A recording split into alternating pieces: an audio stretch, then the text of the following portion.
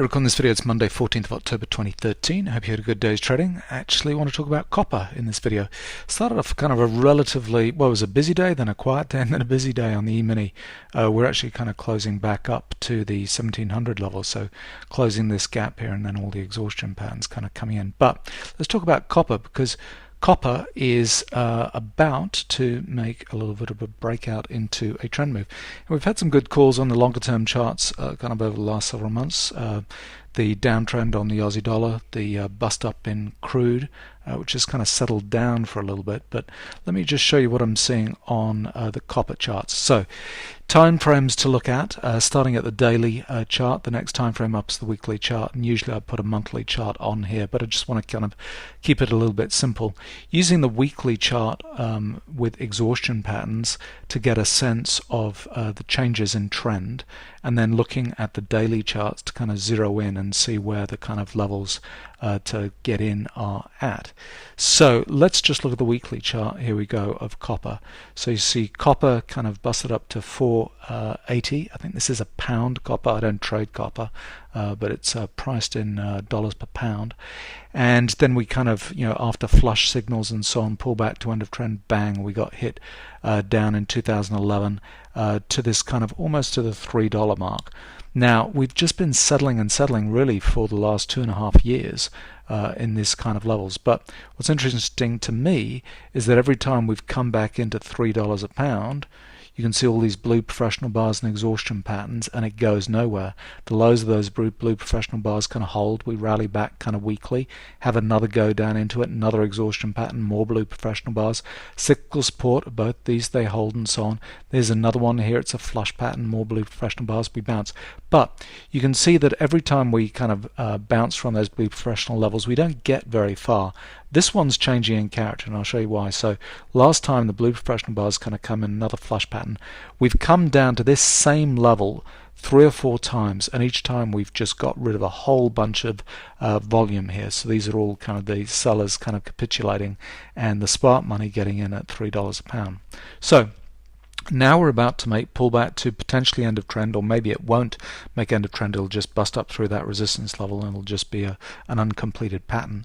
But the difference is this, you can see better momentum is we got a bullish divergence here, and then we got another on this last kind of push down, very weak selling at this point. So we've gone through the exhaustion patterns, we put in some flush patterns as well, flushing out the last of these sellers, and now the selling that's going on is extremely weak, very weak selling, because it's just under the zero line.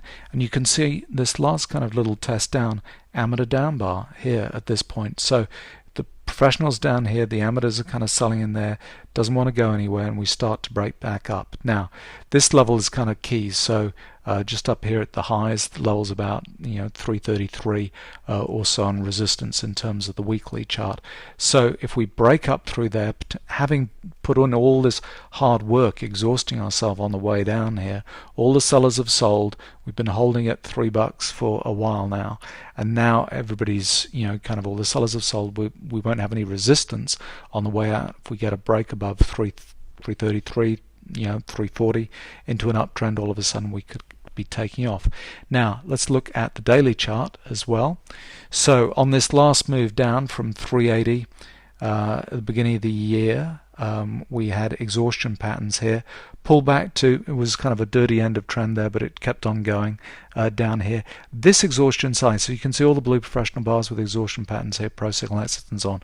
So we have a bounce from there. We have a very strong bounce which ends up with another exhaustion pattern. That is a short covering rally. So you had people with trailing stops, particularly the commodity hedge funds are all kind of trend based hedging, trailing stop type simple systems, kind of breaking out of Donchian channels and stuff like that. So they're trailing their stops down.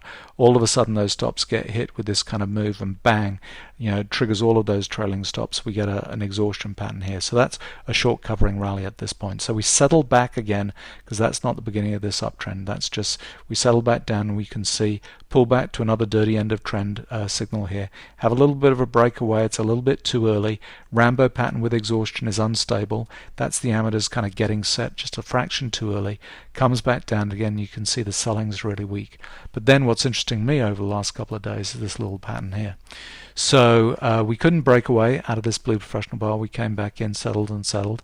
Then this last kind of dip down, you can see the blue professional bars kind of come in, bit of a U-turn here. So they kind of buy it on the way up, and then they're anxious to get in, so they chase it on the way up this way. So buying on the way down, chasing on the way up here, bit of a U-turn. And then we're back to resistance level here. So this resistance level, same kind of level I think that's on the weekly chart. So yep, 333. So breaking up through that level will take us into an uptrend.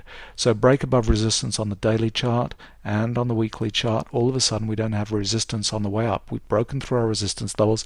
This will turn into a trend move on the way up, and kind of, you know, there's nothing to stop this move kind of going away. All the sellers have sold.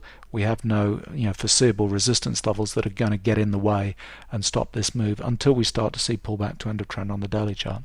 So I quite like this as a little kind of breakaway trade. Still in my long position with crude. So this is kind of a little bit the same, kind of global growth, global inflation. Not sure, you know, what the reason is for this. But from what I can see, you know, we've been settling around $3 for a while now on copper, and it's time for a change in trend. The other chart that's kind of useful to look at, just to kind of get a check for what the professionals is doing, is the commitment of traders chart here. I brought this up on the weekly chart. Now, as everybody will know, government shutdown and everything, we have no new data for the commitment of traders over the last 2 weekends. So you can see these 3 data points here. So that's the last real data point that we got.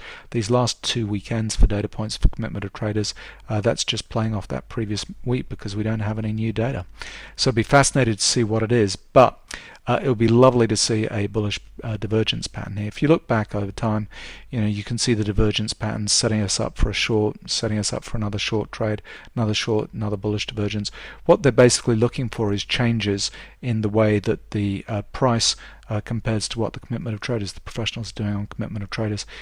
It hasn't signaled here. I'd love to know, you know, if we did have real data for the last 2 weekends, would this actually be signaling at the moment? But I think it could be, because what I'm seeing is a bullish divergence pattern on the commitment of traders. So we've come down into these lows. Last time around, kind of weaker. It's kind of following price, in as much as not making lower low on price and higher lows on commitment of traders, but it potentially could be a signal there. Certainly the commitment of traders potentially is turning around and going above the zero line here, in which case that would be kind of supporting a move to the upside, just like we had here during this little push up. The difference, I think, between these little pushes up that we've had kind of recently is that I think, you know, we've done the damage on the downside and got rid of all the sellers, and that's why we're likely to break into a trend move, because of all of this activity, and we've got weaker and weaker selling going on here.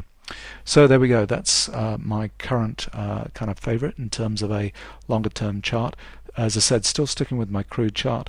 If they both kind of go in the same direction, that's great. You know, the more you know, kind of confidence people have in, you know, commodities going up, they'll move in sync. So the more we have kind of those commodity markets moving together, the better it is. So I'll hold on to my position on crude and just be watching this one over the next, you know, weeks and see how this develops.